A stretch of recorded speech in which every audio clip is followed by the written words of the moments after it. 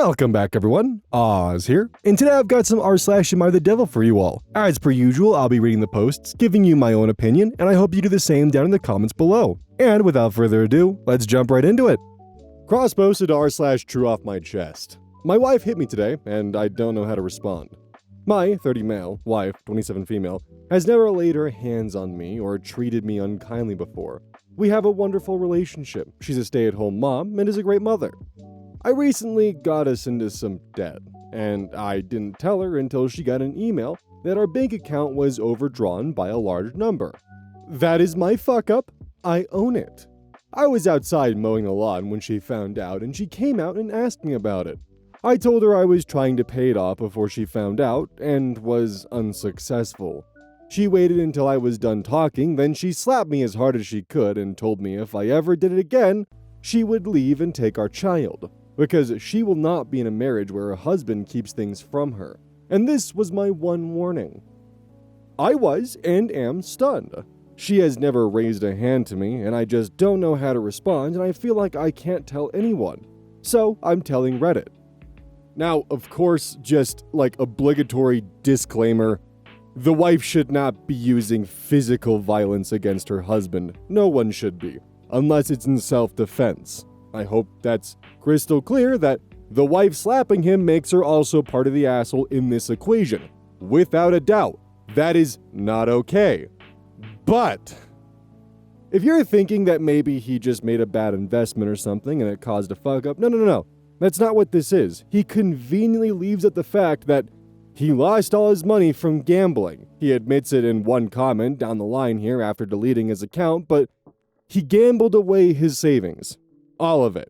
To the point where it went negative. Like, this is actually probably one of the few circumstances where I do think taking the kids away is a justified response, at least until he gets his gambling addiction underway. Because we have no idea if he's going to end up accidentally gambling away his child's savings account or their college fund or anything along those lines, or putting them in jeopardy because he can't afford food that month because he gambled away all the grocery money. It would actually be appropriate adding again to that statement. Like, he needs help, without a doubt. But the part here that adds him to the category of being a devil and on this subreddit is just casually sweeping away what he did under the rug. Because you can't just say, that's my fuck up and I own it, and not even once mention what the fuck up actually was. You're not owning it, you're hiding it, you're sweeping it under the rug and going to Reddit for sympathy. If you actually wanted to own your mistake, then you should be more honest with how much money was actually lost and how you lost it. Cross-posted r/AmITheAsshole. Am I the asshole for stopping by my best friend's house without notice? A little background since I feel it's necessary for the situation. I, 27 female, have been lifelong friends with Jay, 28 female. 6 months ago, Jay bought a home, which was a huge milestone goal for her, and I was super proud. Before Jay had her own place, she lived with her family, as her parents wanted her to be able to save for a house without rent pressure. I'm super close to her family by extension, so it became normal over the years for me to just stop in without notice. I had kind of assumed that this would remain the same for her new home, and it seemed fine for the first 5 months. What I think changed is that Jay's partner P, 25 female, has moved in the last month when her lease was up on her apartment. When I would stop over randomly, I could kind of tell she seemed a bit off by it, but she never directly said anything at first. Yesterday, I came by around after work, and it was clear when I came in that I had interrupted date night. I apologized immediately, but P was very upset. She tore into me about constantly dropping in without notice or invitation, and that as a couple in their new home, they deserve some alone time without me inserting myself. Jay backed her up on this and said that we're adults now, and can't spend the same amount of time with each other now that we have adult obligations. She'd like me to now wait until she invites me over, or ask first before coming over. I think her partner is turning her against me. We never had any issues before P moved in, and I feel like she's trying to separate us and make a boundary in Jay's home when she owns no part in the house, and I said as much to Jay. I regret this now, as Jay told me not to bother speaking to her until I respect her partner in their home. I still think that P is trying to sabotage our friendship, but no one in our friend group is taking my side.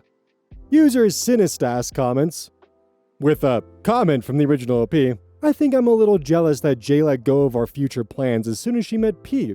We always said we'd buy a house and live together in our future, and that we'd always be each other's first priorities.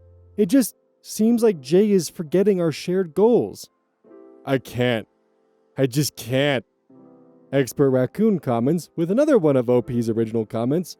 I am in no way jealous of their relationship. I just feel that Jay's time isn't being split as equal with her friends as it is with her partner. She's definitely in love with Jay. I'd have money to her knowing she was interrupting a date night or being a troll. After those two comments, yeah, I have to agree. I think that she had feelings for Jay and just is now unsure how to proceed with things. My childhood friend won't let me barge into their house unannounced anymore.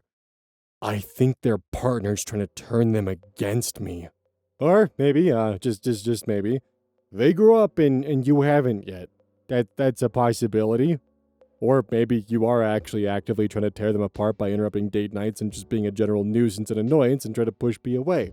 That's a possibility, not a guarantee, because, yeah, the fact that you kind of got the impression that P was uncomfortable with you being around, but proceeded and continued to show up, just means that you do in fact have no respect for Jay's partner.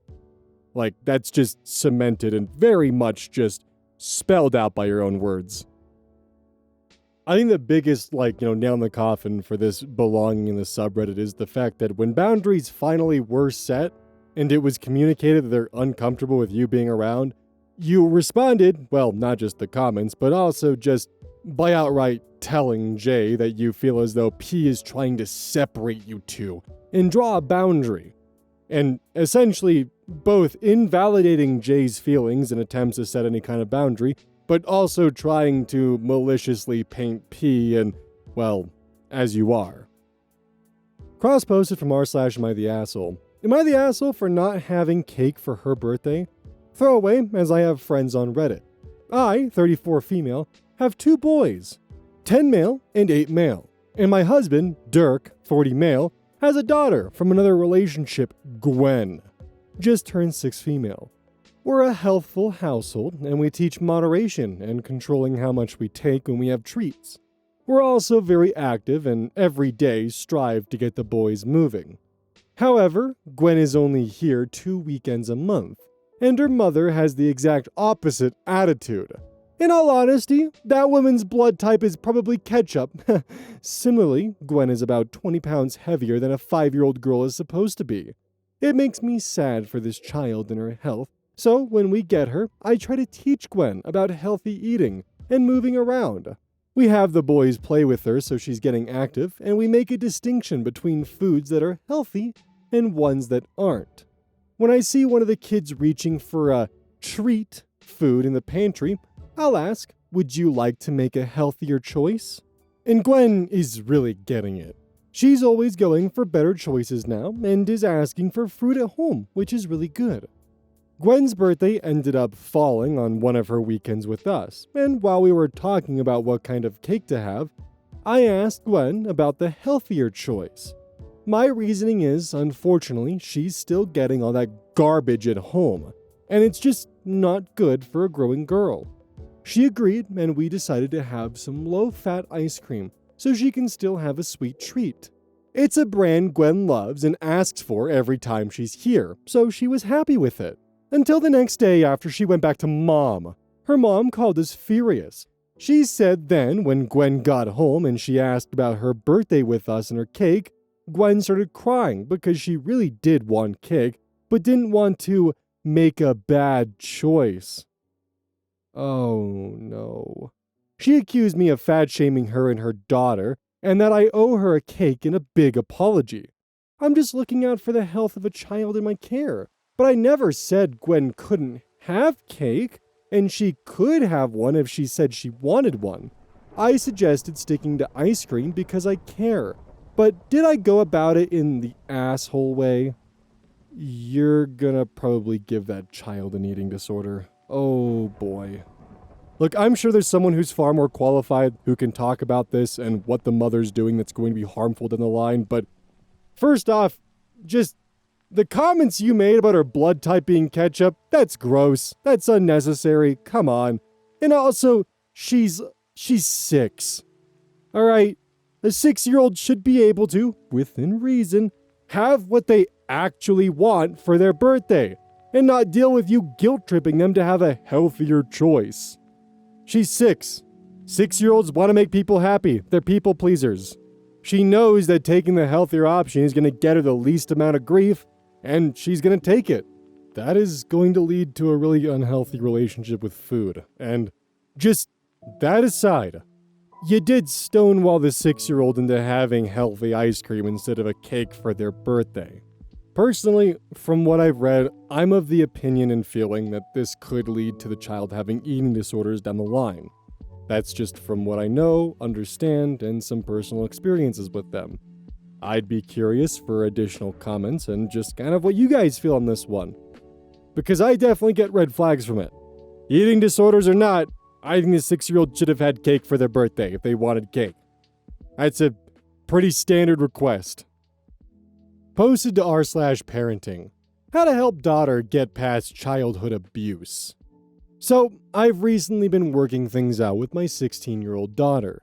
When she was around 5 or 6 years old, I started hitting her and said many things that I now regret over her grades, piano, etc. Before that, she was very extroverted and outgoing, but then she started to become extremely introverted and had a lot of trouble making friends and socializing. Oh, this is about to get really fucked up, isn't it? Her grades were awful, and she got bullied a lot at school.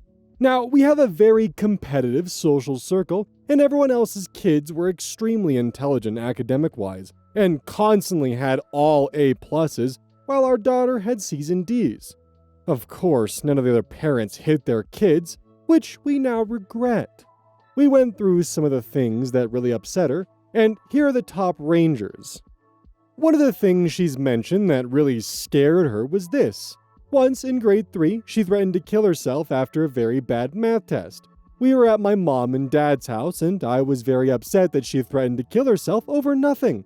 So I gave her a pair of scissors and gave her 2 options. Either she killed herself, and then I'd kill myself, or I'd kill her and kill myself after.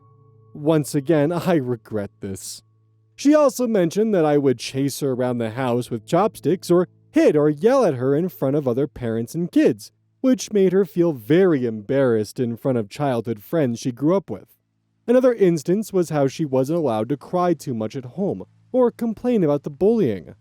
In grade 4, some kids made racist remarks at her and she came home crying and wished they died, and called them bitches.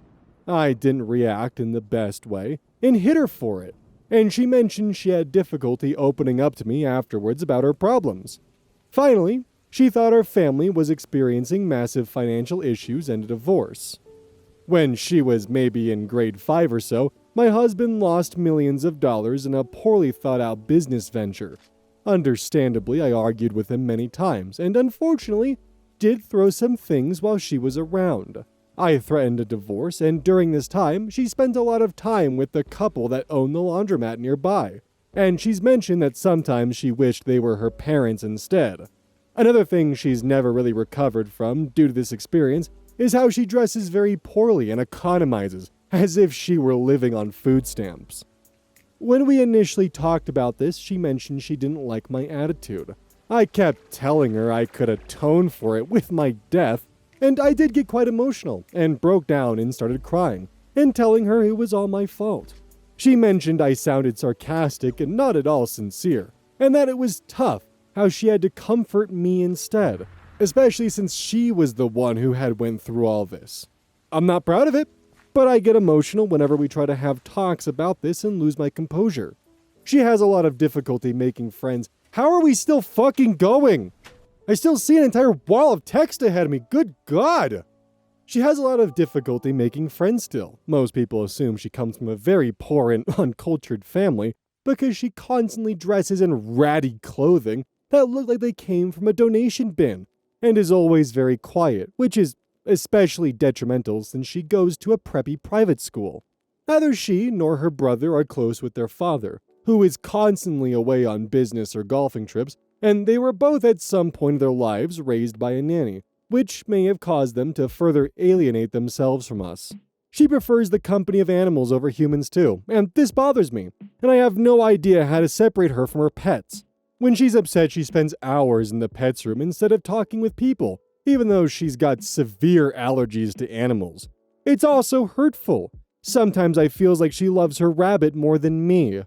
Since I've stopped hitting her, our relationship has improved somewhat, and so have her grades and her social life, but she's becoming increasingly rude and disobedient towards me and her father, often lashing out or having temper tantrums over the smallest things. She's also paranoid about people standing outside her line of sight, and often skips school, screams when people enter her room, and tries to get them out as soon as possible, or has panic attacks, none of which had occurred when I'd been hitting her and yelling at her. I realize that I have made a mistake after her brother moved to another country despite her father and I's displeasure, and we do not wish to lose another child. A psychologist diagnosed her with anxiety, depression, ADD, autism, a memory problem, and some other learning disorders, but she mentioned she doesn't want to make a big deal and downplayed a lot of her issues in front of her psychologist, for fear that it would affect her career in the future. I do admit I didn't take the diagnosis seriously at first. My husband and I didn't do any research and dismissed it as a way for the psychologist to make more money. But my daughter has been getting increasingly more agitated and often isolates herself in her room for many hours at a time, or had mental breakdowns or mentioned she wanted to commit suicide over math, which had never been her strongest subject. Thankfully, she passed and is no longer taking the subject. One thing that bothers me is how normal she acts around other people. She could definitely pass for a normal teenager now, although she was quite strange in her preteen years. However, at home, she's often a nightmare to deal with all her screaming and paranoia. She's also stopped playing the piano on grounds that she had too many bad memories associated with, and even when I try to coax her into it, she says she's uncomfortable playing, especially with people around. Can anyone provide advice on how to fix our relationship? And she's extremely uncomfortable talking about it to a family counselor, so that's why we're resorting to the anonymity of the internet. What the fuck am I supposed to say to this? Like, even if this specific post is rage bait, there are still kids who live this reality of their life, and this is just what life in existence is to them. Like, the mom is, without the doubt, like, the devil. Like they win the award for this episode for being the most fucked up person. Probably. I'm, starting with this one. Don't know if it'll be first in the timeline, but yeah. Not starting off well. This is what I come back from vacation to. Spent the last couple weeks trying to get a bunch of videos pre-recorded and pre-done. Took a week off and came back to this. Fuck, man. I don't even know what to say except to complain about the lack of words that I have for this mother's god-awful behavior. Jesus fucking Christ. I'd recommend therapy, but you'd think they're just trying to con money out of you, so I don't even know what to fucking say. Oh, our daughter was performing as well in our competitive social circles, so we beat her into having paranoia and anxiety problems. You're just an awful human being. That's kind of where we're ending at. Cross-posted r/AmITheAsshole. Am I the asshole for punishing my daughter for not coming to my wedding? I got married last weekend in my parents' house, which has been in the family for generations. For health reasons, only immediate family was there. My daughter, 16 female, had been calling her new stepmom, 21 female. Ooh, okay. Names like homewrecker and prostitute, and I have been patient with her. She assumes I left her late mother because she had breast cancer. However, I did not leave her mother for having breast cancer. Nobody decides to have cancer. However, her late mother kept using her illness to devalue me and my sense of identity. She'd criticized the way I was taking care of her, and even stuff like my hygiene or the cologne I was wearing.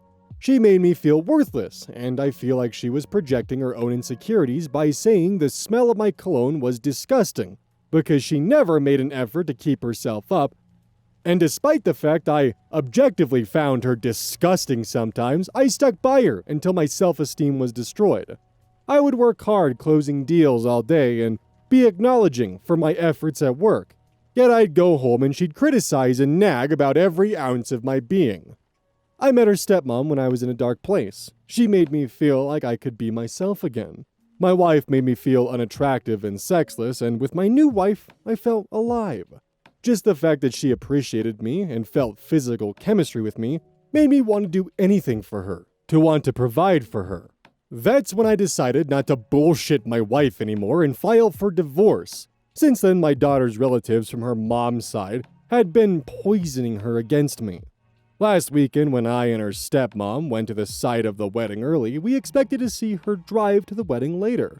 But instead, she ended up going to stay with her aunt. Everybody asked where she was, and there was chaos from my side of the family locating her. As punishment, I took her car and allowance away, and have taken her phone away until I feel that she can learn to be respectful towards someone I very much love, and that it will be impossible for her to do that if she keeps having to hear from her late mom's side of the family. My parents have called and said that I was being too harsh. However, when things are tough, I cannot let a child of mine believe they can do whatever they want. Am I the asshole? Okay, the main points of contention that he has, which he listed, was that she wasn't a fan of the way he was taking care of her, his hygiene, and his cologne. Those are apparently his sense of identity. Originally, I was going to take the approach of, yeah, if she's being verbally abusive, then both of you guys are the asshole in this situation. But on a second rereading, she's going through chemo, she finds cologne and the hygiene to be disgusting. Chemo can completely rewrite your sense of smell and induce nausea for things that previously did not. Her aversion to your hygiene and cologne was a symptom of her chemo. She did not like your scent of cologne, but because you found it to be a sense of your identity, you chose to continue wearing it. And you justified wearing the cologne that she found disgusting because you objectively found her disgusting sometimes. Did you not brush your teeth? Did you not shower? Did you use cologne instead of a shower? Like, that's all we have to go off of. Is all you gave examples of is the fact that she wasn't having sex with you, she didn't like your hygiene, and she didn't like your cologne, and she didn't like the way you were taking care of her. And that destroyed your sense of identity and self-worth. Like, I tried to give the husband benefit of the doubt, but on a second reread, I can't do that. I was wondering, hey, maybe she did actually whittle him down to the point where he just finally fucking broke upon finding someone who could care for him. And yeah, he definitely cheated on his dying wife. Let's not get that wrong here. Because the wording here is that he appreciated the physical chemistry with her, and then he decided to file for divorce. Then after his late wife dies, 4 months later, they get married. And he's shocked that his daughter doesn't want to attend the wedding. Dude, she's still grieving and doesn't like the fact that you cheated on her dying mom with a 21-year-old, someone closer to her age than your age. She's allowed to be upset about that, even if your relationship was found to be not through infidelity and through a genuine connection. She's still allowed to be upset by the fact of how fast you moved on. And your response is to isolate her. And just as a reminder, the point of this subreddit is to find people who are the worst of the worst. The person who cross-posted this had to go back 5 years to find this level of fuckery. So it's either well-crafted rage bait, or this is someone who genuinely tried his best to spin a fucked up situation for internet sympathy. I could see both. Although I tend to lean towards this one being true though, because as statistics show, it is far more likely for husbands to leave their spouse during a medical crisis. The "and sickness and in health" clause seems to only go one way. Cross-posted from r/AmITheAsshole. Am I the asshole for refusing to take my shoes off in my friend's house, causing his wife to cancel the D&D session for everyone? Posting this on a throwaway because my friends know my main. I, 38 male, was invited to a D&D session with 4 other people to my friend Alex's, 34 male, house. When I got there, his wife answered the door and immediately asked me to take my shoes off because they have a strict no-shoes policy due to them having a crawling baby. I explained that I have a medical condition called epidermolysis bullosa simplex, EBS, which makes the skin on my feet extremely fragile. Even mild friction or pressure can cause painful blisters and tears, so I have to wear supportive shoes with cushioned orthopedic insoles at all times, even indoors. Walking barefoot or just in socks causes me pain and can lead to bleeding. She suggested I put grocery bags or socks over my shoes, but I told her that's unsafe for walking and honestly just insulting. She said she can't compromise her baby's health for my comfort. When Alex came to the door, he told me to just deal with it for a couple hours, or I wasn't welcome inside. I told him I wasn't going to risk injuring myself over a D&D session, and if my shoes were that big of an issue, I'd respectfully leave. As I walked back to my car, I overheard his wife telling the guests that were already there that the night was off because I made a huge scene at the door. Later, I got a group text from Alex saying he was canceling D&D night because it's not fair to expect everyone else to pretend nothing happened. Some mutual friends say I overreacted and could have just sucked it up, while others think Alex and his wife were ridiculous for ruining everyone else's plans just because I decided not to stay. So, am I the asshole? Too long didn't read. I have a medical condition, EBS, that means I have to wear shoes indoors to protect my feet. My friend's wife demanded I take my shoes off during D&D night for their crawling baby's sake. I told them I would not participate, and they ended up canceling the whole session. See, this is why I read the too long didn't reads. Edit. I should add that I texted our friend group chat a few days ago about my concerns with my condition, because we changed the location of the meetup to his house instead of mine. Alex reassured me that I shouldn't worry about it, so I didn't bring my indoor shoes.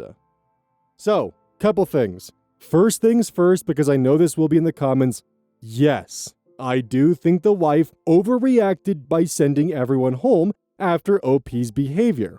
I think that may have crossed a line in my personal opinion. I do not think the wife was out of line for asking him to take his shoes off or put bags on his feet to protect her infant child's health. I think that is a fair request. Now, for the too long didn't read comment, there is no mention or anything in the too long didn't read that mentions the fact that there was an attempt at a compromise from the wife, that being bags or socks or anything. He just left it as, demanded I take my shoes off, I told them I would not participate, and they ended up canceling the whole session. This makes it sound as though the wife was demanding he takes his shoes off with no form of compromise. He, on his own behest, decided to leave, and in return, in retaliation, the wife canceled, which, according to his own story, is not what happened. Now, on to the final paragraph. And this one, honestly, just makes OP look worse. Because I wonder how much information OP actually had about the condition of the house. Alex told him not to worry about it, because my guess would be he probably knew that his friend, that he's probably known for a bit, has indoor shoes. And that's probably why he told him not to worry about it. That's, of course, my assumption here, and I'm definitely kind of just jumping the gun on some of this. But the thing is, even if, let's say, OP did not know about the shoe rule, the fact that he has indoor shoes that he could have taken just in case, because it's not uncommon for households to have a no-shoes rule, so he could switch to those indoor shoes to be respectful of that rule, and the fact that he just decided not to bring them kind of tells a broader story in my opinion. He chose to go to someone's house with this condition and not bring his indoor shoes and refused any attempt at accommodation. Not to mention, yeah, it's unsafe to walk with bags or socks, but I don't think I've ever played a single physical D&D game in my entire life. You're sitting down. It's their house, their rules. They tried to make a compromise. You refused the compromise. You didn't bring your indoor shoes. Made a clear distinction that the shoes in question were not the indoor shoes. They didn't want your outdoor shoes in the house because they have an infant. And you're 38. You should have enough experience dealing with your condition to be prepared for it. Additionally, I just want to further add I do think that if the wife did cancel the D&D event because of OP's behavior, she is also the asshole in this situation. I just want to cement that, alright? In the end, I think people should be allowed to have rules for their homes, despite some of you in the comments calling me psychotic for believing that. And as an ending note, and this is more directed towards Alex and his wife, if this is really such a massive concern, get like a booty dispenser for your shoes. $40 on Amazon. If your baby's health is this much of a concern to where you're willing to cancel D&D over a guest not being able to take off their shoes, then perhaps it would be worth investing in something like that. Just Google shoe booty dispenser, and all you do is you stick your foot in it, it wraps your foot up instantly, and boom, it's good to go. This way you don't have to cancel D&D because of one guest not taking their shoes off. Ugh. Hey, welcome to the outro. Don't forget this whole thing is basically brought to you by GamerSupps. If you like caffeine, then I can't recommend GamerSupps enough. Use code Oz at checkout to support the channel. And I do actually use this product. It's replaced all other sources of caffeine for me because I feel good. It doesn't have any of that extra stuff that a pre-workout blend might have. It's with a couple of the extra things to make it so you don't crash as hard. It's good. I like it. Personally, if you really want a good flavor, try the Soda Pressing Pear or even the Dragon Fruit Punch. Those two are my personal favorites right now.